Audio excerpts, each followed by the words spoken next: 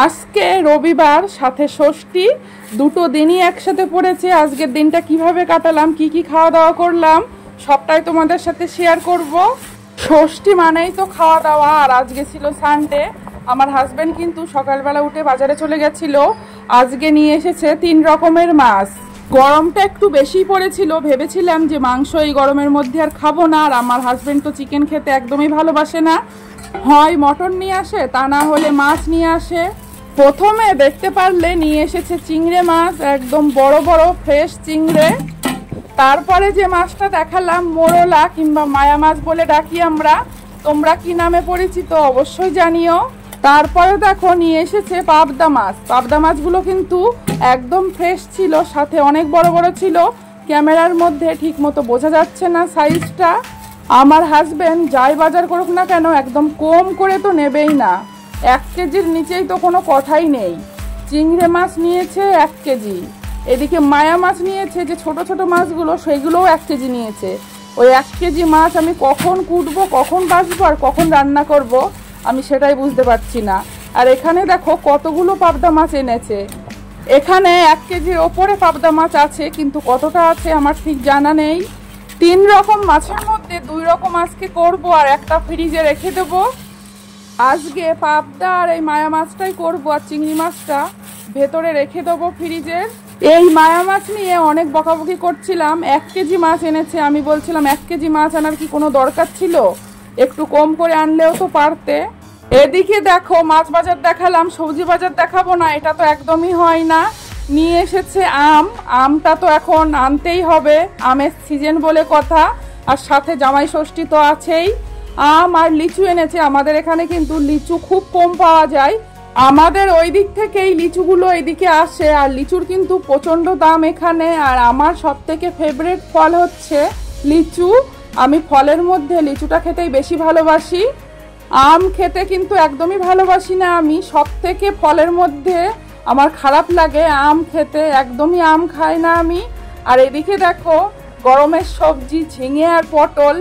সবজি আমি বেশি আনতে বারণ করেছিলাম, কারণ এখন যে গরম, সবজি কিন্তু ফ্রিজে রাখলেও নষ্ট হয়ে যাচ্ছে খুব তাড়াতাড়ি। তাই বলেছিলাম যাই নিবা না কেন কম কম করে বাজার করবা। আর এদিকে দেখো মাছগুলো কিন্তু আমি কেটে বেছে নিয়েছি। কেটে বেছে নিয়ে এখন বাটিতে করে সমস্ত কিছু দিয়ে মাখিয়ে গ্যাসের পরে বসিয়ে দেবো। এরকম করে চুনো মাছ রান্না করলে কিন্তু অনেক টেস্ট হয়। তোমরা কে কে খেয়েছো এরকম করে অবশ্যই জানিয়ে দিও।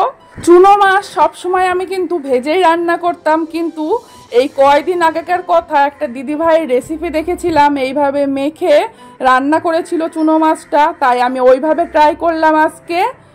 কোন দিদিভাইয়ের ভিডিও দেখেছিলাম এখন ঠিক মনে পড়ছে না, চ্যানেলের নামটা মনে থাকলে বলে দিতাম। সেই দিদিভাই যদি আমার ভিডিওটা দেখো অবশ্যই কিন্তু কমেন্টে জানিয়ে দিও। যাই হোক, এবার আসা যাক ভিডিওতে। দেখো আমি কিন্তু এখানে পেঁয়াজ কুচি, রসুন কুচি, টমেটো কুচি, লঙ্কা কুচি, সাথে আলুটাও একটু দিয়েছি, একটা আলু দিয়েছি, আর নিচেই আছে মাছগুলো। সব কিছু দিয়ে সর্ষের তেল সাথে লবণ হলুদ তো আছেই, সমস্ত কিছুটা দিয়ে হাত দিয়ে ভালো করে মাখিয়ে নিচ্ছি। মাখিয়ে নিয়ে গ্যাসের পরে বসিয়ে দিলেই হবে। যারা চটজলদি রান্না করতে চাও এইভাবে একবার করে দেখো, খেতেও ভালো লাগবে, সাথে তাড়াতাড়ি রান্নাও হয়ে যাবে। এই মাছগুলো কাটতে বাছতে অনেকটা সময় চলে গেছিলো, তাই ভাবলাম এইভাবে শর্টে আজকে রান্না করা যাক, কিন্তু খেতে অনেক টেস্টি হয়েছিল। এই গরমের মধ্যে রান্না বান্না করতে অনেক কষ্ট হয়ে যাচ্ছিল, তাই একটু খেয়ে নিচ্ছি আইসক্রিম। আমার হাজবেন্ডই দিচ্ছিল আইসক্রিমটা আমি ভিডিও করার জন্য, তাই একটু বেড়ে নিচ্ছি আইসক্রিমটা নিজেই। আমার ফেভারিট বাটারস্কচ আইসক্রিম। তোমরা কে কে বাটারস্কচ আইসক্রিম খেতে ভালোবাসো অবশ্যই জানিও। এই যে আজকের মেনু, এই যে মাখিয়ে যে মাছটা বসিয়েছিলাম, আশা করি খুবই টেস্ট হবে। আর এখানে মাছগুলো ভেজে রেখেছি, আর এই চুনো মাছটাই একটু কড়কড়া করে ভাজা করেছি, এটা খেতে কিন্তু খুব ভালো লাগে। আর এই যে এদিকে কিন্তু ঝোল ফুটছে, সর্ষে পোস্ত দিয়ে করেছি ঝোলটা, সাথে টমেটো কাঁচা লঙ্কা দিয়েছি। আর এদিকে দেখো ভাত, গরম গরম ধোয়া ওঠা ভাত। কেমন লাগলো আজকের মেনুটা অবশ্যই জানিও। সিম্পল খাবার, একদম গরমের মেনু, গরমে এই খাবারগুলো বেশি ভালো লাগে। এখন হয়ে গেছে সন্ধে, দুপুরবেলা খাওয়া দাওয়া করে ঘুমিয়ে পড়েছিলাম, যেটা আমি রেগুলারই ঘুমাই। দুপুরবেলা খাওয়া দাওয়া করে একটু না ঘুমালে আমার মাথা ব্যথা করে, অভ্যাস হয়ে গেছে। আর এদিকে করে নিচ্ছি এলাচ দিয়ে কড়া করে একটু চা। কড়া করে চা না খেলে একদমই ভালো লাগে না। আমাদের বাড়িতে সব থেকে বড় চায়ের নেশা আমার হাজব্যান্ডের, তারপরে আমার হাজব্যান্ড তো দিনে 3-4 বারও চা খেয়ে নেয়, কিন্তু আমি 2 বার খাই, সকালে আর বিকালে। সাইডে দেখো চায়ের সাথে ভেজে নিচ্ছি একটু বাদাম। চায়ের সাথে কিন্তু একটু কিছু না হলে ভালো লাগে না। আমার তো শুধু চা খেতে একদমই ভালো লাগে না। আমাদের বাড়িতে কি করতো, আগে বালি দিয়ে বাদাম ভাজতো, কিন্তু সেই বাদাম ভাজার টেস্ট কিন্তু অনেক ভালো হতো।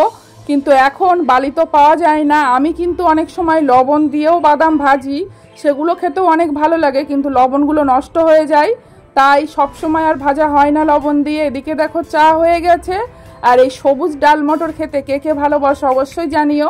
আমার তো খুবই ভালো লাগে। আমার হাজবেন্ড দোকানে গেলেই আমি বলি আমার জন্য একটা ডাল মটর নিয়ে এসো, তাই আমার হাজবেন্ড গেছিল আজকে দুধ আনতে, আমি বলেছিলাম, তাই আমার জন্য নিয়ে এসেছে। এবার আসছে মেন ধামাকা। দুপুরবেলা তো তোমাদেরকে দেখালাম কত কিছু রান্না করেছি, আমি কত মাছ রান্না করেছি। এখন আমার হাজবেন্ড বলছে আজকে ষষ্ঠী, মাংস খাওয়া হলো না, তাই দেখো কত খাবার অর্ডার দিয়েছে।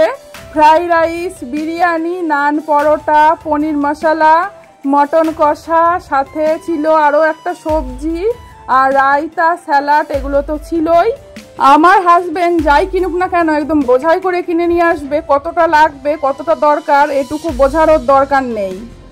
কতগুলো পরোটা এনেছে, সাথে দেখো প্যাকেটগুলোতে বিরিয়ানি, কোনোটাই ফ্রাইড রাইস, কোনোটাই মটন কষা। সব খাবারগুলো তো খেতে পারবো না, তাই সবগুলো এখন খুলবো না, এইভাবেই 2-1টা ফ্রিজের মধ্যে রেখে দেবো, আর যতটা পারবো ততটা খাবো। এইভাবে রেখে দিলে এই খাবারগুলো একটু ভালো থাকবে, তা না হলে খারাপ হয়ে যাবে। অনেকগুলো পরোটা ছিল এখানে, তোমাদের হয়তো ঠিকঠাক দেখাতে পারলাম না। আর এখানে দেখো ভেজ একটা সবজি, আর এখানে পনির মশলা, বাটার পনির মশলা। যা খাবার অর্ডার দিয়েছে 10 জন তো ভালোভাবে খেতে পারবেই, 10 জন খেয়েও খাবার আরও থেকে যাবে, এত খাবার। আমি তো খাবার দেখে আমার মাথায় হাত, যে এত খাবার কি করে খাবো আমরা 2 জন মানুষ।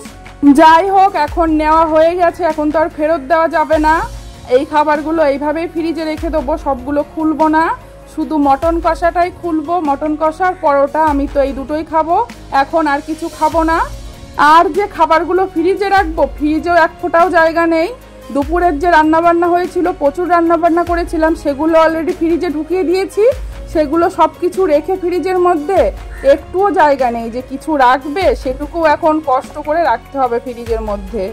খাবারগুলো কিন্তু অনেক টেস্টি ছিল, অনেক ভালো ছিল। দেখো মটন কষাটা ঢেলেছি, কত সুন্দর লাগছে দেখেই কিন্তু মনে হচ্ছিল যে খাবারগুলো অনেক টেস্টি হবে। আমরা যখনই খাবার অর্ডার দিই, এই দোকানটার থেকেই খাবার অর্ডার দিই, অনেক ভালো হয় খাবারগুলো।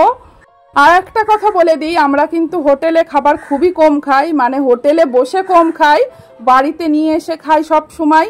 এটা আমার অনেক ভালো লাগে, হোটেলে বসে খেতে একদমই ভালো লাগে না, কেন জানি না, খুব কম খাই। কোনো জায়গায় গেলে কিংবা কোনো অপশান যখন না থাকে, তখন কি করব, হোটেলে বসেই খেতে হবে। এখানে দেখো 2 প্লেট মটন কষা নিয়েছে। এই বড় বাটিটা কিন্তু অনেকটা বড়, তোমরা বুঝতে পারছো নাকি জানি না। এই বড় বাটির 1 বাটি মটন কষা 2 জনের পক্ষে খাওয়া তো একদমই সম্ভব না, এটাও থেকে যাবে ফ্রিজে। ষষ্ঠীর দিনটা তো আমাদের ভালোই কাটলো, ষষ্ঠী মানেই তো খাওয়া দাওয়া, আর প্রচুর খাওয়া দাওয়া করলাম।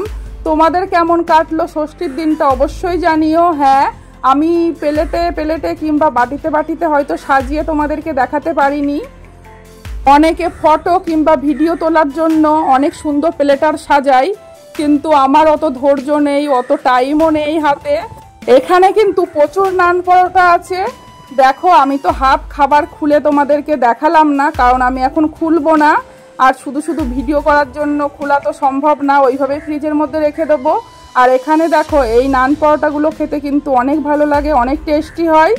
কেমন লাগলো আমার আজকের এই ভিডিওটা অবশ্যই জানিও, ভালো লাগলে একটা লাইক করে দিও। Thank you for watching my video.